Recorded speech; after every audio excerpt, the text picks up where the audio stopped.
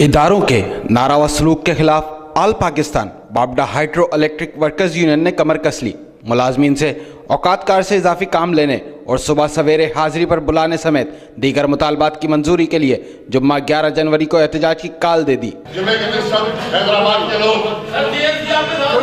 جی S T, G S O, operation, construction, water mill, جو بھی accounts, جو بھی لوگ ہیں صبح 10 بجے لیبر ہال گاڑی کھاتے میں آئیں گے حیدرآباد کے لوگ، اور یہاں سے لے کے پریس کلب کریں گے۔ 11 جنوری کے احتجاج کے بعد مطالبات منظور نہ ہونے کی صورت میں صدر آل پاکستان بابڈا hydro electric workers union Abdul Latif Nizamani نے ہفتے کو سندھ سمیت ملک بھر کی بجلی بند کرنے کا بھی اندیا دے دیا۔ اس کے بعد پورے سندھ کے اندر احتجاج کریں گے، پھر بھی کام نہیں بنا، پورے پاکستان میں احتجاج کریں گے، اور اس کے بعد ہم بجلی بند کر دیں گے۔ اس کی ذمہ داری ادارے پہ ہو۔ ہمارے مطالبات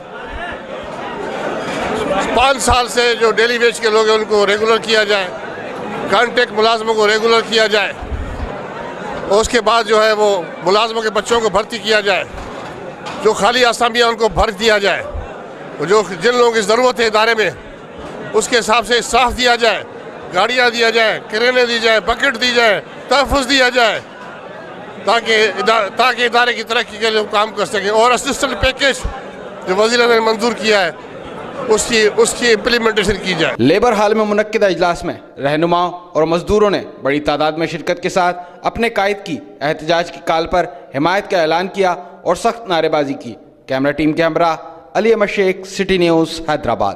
ہم لاتے ہیں ٹاپ نیوز، آپ کے فیوریٹ ٹاک شوز اور انلمیٹڈ انٹرٹینمنٹ صرف یوٹیوب پر۔ اگر آپ نے ابھی تک ہمارا چینل سبسکرائب نہیں کیا تو ابھی سبسکرائب کریں اور بیل آئیکن کو کلک کر کے ہماری لیٹسٹ ویڈیوز کے بارے میں اپڈیٹ جانیں۔